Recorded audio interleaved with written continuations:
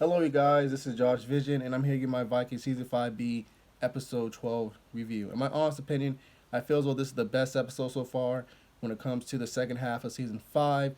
We begin this episode with Lagtha and company in the prison cell. Both Ube and Bjorn are nervous, they're angry. They feel as though Bishop Hegman has essentially led them to their own deaths. They feel as though he's betrayed them, but basically, Lagtha's like, I don't feel as though he betrayed us. We just gotta wait this out. He'll find a way to get us out of this jam. So, the next scene, we have Alfred speaking with Aethelred and Judas in the background, like she always is. Alfred's like, how did he survive, the Battle of York? And I believe Aethelred is like, apparently he was over in the pagan lands. He was taken hostage by one of the sons of Ragnar, and he was forced to fight amongst the brothers in this great war. So once Alfred hears this, I was like, well, is he now a pagan or is he still one of us? Is he still a Christian? So he calls in Bishop Hegman. Bishop Hegman bows. Alfred tells him to rise. And Alfred wonders, why did Bishop Hegman, decide to bring Bjorn and company here to Wessex of all places? And Bishop Hegman says that he felt as though Alfred would be merciful and would grant them safe passage. So after this brief little interaction between Lagatha and all of them, they kind of throw that away and go into the real nitty gritty. Bishop Hegman wants his old position back as the Bishop of Sherborne. But Alfred's like, I can't really grant you the title back. And the reason why I can't grant you the title back is because, one, everyone thought you was dead. And two, since you fought alongside the pagans and brought them back to this court of Wessex, people don't really trust you anymore. They think that you're a pagan now, and you're gonna have to earn their respect and loyalty back, you know, until further notice. I'm sorry, bro. I would do it, but I really can't. I'm trying to change things, and by you coming back with them is not really making things any easier.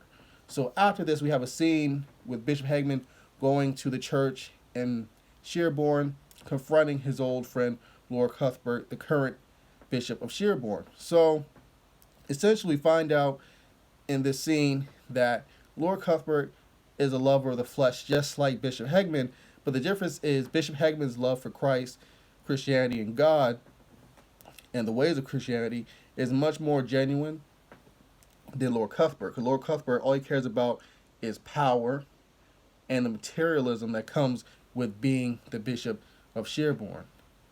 And he basically says to Bishop Hegman that Alfred's ascension to the crown is a tragedy, much like his father Aethelwulf's death, and that he's not the only one that thinks that way, and that him and some other supporters of his feels well the best possible solution is to basically take out Alfred. Essentially, is what he said. And when Bishop Hegman hears this, he's kind of like, "So you dare try to take out the king?"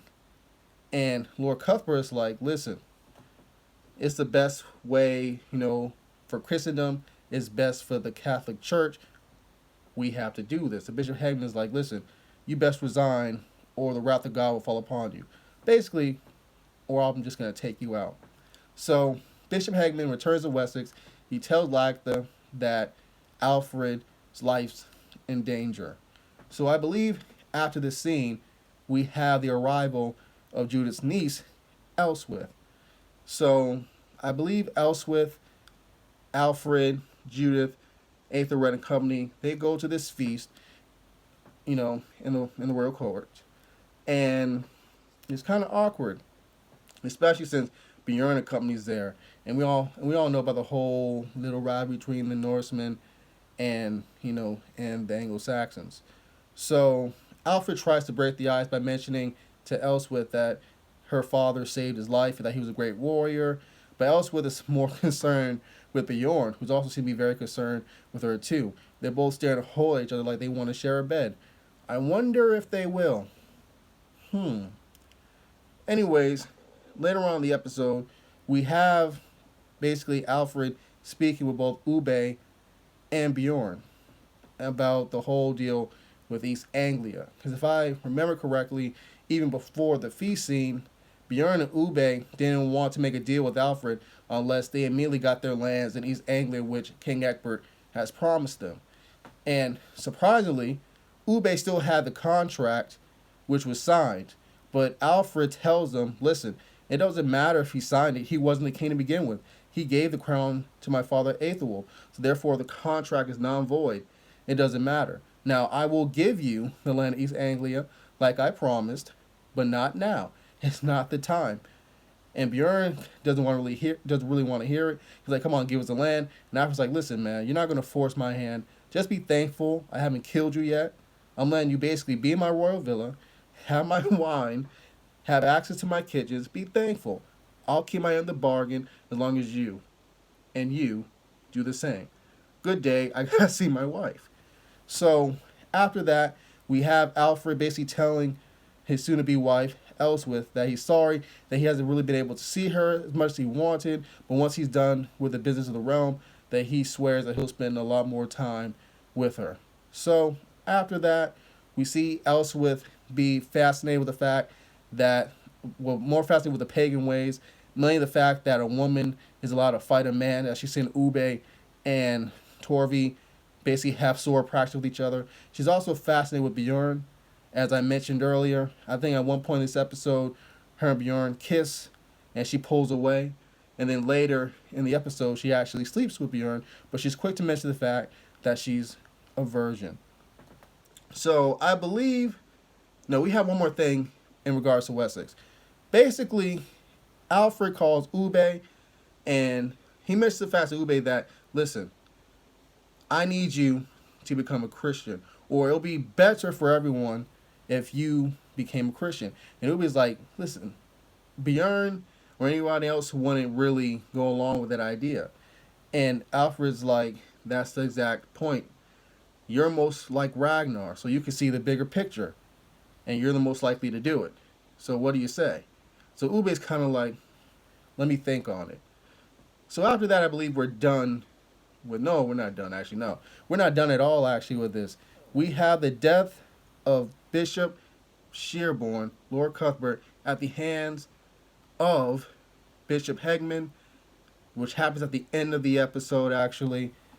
And the main reason for this is because of the fact that I believe Lord Cuthbert basically has a spy basically watching Bishop Hegman's every move, especially when it comes to Lacta. I believe that spy watched Bishop Hegman and Lacta have sex at least twice. So they're trying to blackmail him. He essentially says to Bishop Hegman that, well, the people know that you're a known fornicator and known for sleeping around with women. The fact that you sleep with a pagan woman doubles your sins, and that people will definitely not accept you back to being the bishop or any claims to if they were to find out, especially Lord Alfred. So he's trying to basically tell him to stop trying to go after my title and everything will be cool. So Bishop Hegman, being Bishop Hegman, was like, nah, So he goes to the church, and him and Lord Cuthbert have this fight. It was a one-sided fight. Like, Bishop Hegman beat the crap out of him. I think he cuts one of his eyes out, and then he stabs him in the heart, then the stomach, finishes the fight just like that. So that's the end of England. So, when it comes to Kattegat, Ivar basically announces that he's going to marry Freydis. Now, when King Harold hears this, he's all down, but Marguerite and Visick mentions the fact that Ivar is Ivar the Boneless for a reason. He can't produce, and he can't have sex. So it doesn't matter if he marries her. He can't do what a king's supposed to do, make babies. So once Harold finds this out, he's like, great. And that little smile of his comes right back on his face. So the next scene, we have Ivar and Freydis in bed, naked, making out, but Ivar still doesn't want to have sex, and we know the reason why. So Freydis is like, come on, Ivar, I believe in you. You're favored by the gods. At one point, she gets one of his knives, cuts his hand open, which seems to turn Ivar open, and she licks the blood, and Ivar proceeds to make out with her with his own blood. You know, that's on her tongue, and all that crap. Either way, the next scene, Freydis is seen taking a random servant and riding him like a bull. Not actually, she's riding him like Lathy used to ride Ragnar in season 1. But either way, after that, we find out that she finds out that she's pregnant. She tells that to Ivar. And Ivar's like, wow, like, I'm going to be a father. And one thing I didn't really get about this is, like, So does that mean Ivar actually has sex with Freitas? Because I don't think they did. And if they didn't, Ivar is really like blind when it comes to love, because he's a smart guy. I just don't understand how he could fall for something like that, especially if I'm sure they didn't have sex. I'm sure they didn't. What do you guys think? Anyways, after this, we have this scene with Visick finding Margarita on the floor. She's in the field position. She talks about how much of a bitch Torvi is. She says that Ube is a coward and betrayed him. And she asks Visick, are you a coward? He said, I'm no coward. She says, listen, don't be a coward. Kill Ivar. And then once you kill Ivar, then I become queen. And then she starts going crazy even more than usual. And then Visick said, you know what? You need rest. He puts her in bed. And then she's singing some song. And then later in the night, we see like 5 or 7 dudes come inside and they just throw knives at her. I believe one stabs her, then cuts her throat. Now, at first when I saw this, I thought it was a dream sequence. But now, she's dead. She's dead.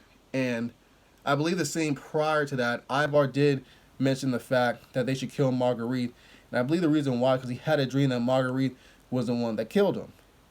And Vis was like, listen, dude, don't worry about Marguerite killing you. So when he said that, I'm like, okay, so Visick wants to kill Ivar. So it's not only just King Harold that wants to kill Ivar. And Ivar is very suspicious of the fact that King Harold is still in Kattegat. So he's on to at least Harold to a certain extent. But Visick, not at all. And I believe King Harold missed the fact that he intends to go to England because that's where all the rest of the Vikings are fighting. So Ivar's kind of like, yeah, we should go as well. So that's pretty much all that happened in this episode, you guys. Besides Floki once again wondering his purpose with the settlement in Iceland. That's about it. If I missed anything, I'm sorry. A lot of things happen in this episode like usual, and I'm only human. And if I did, write it down below in the comments. Thank you guys for watching. Adios.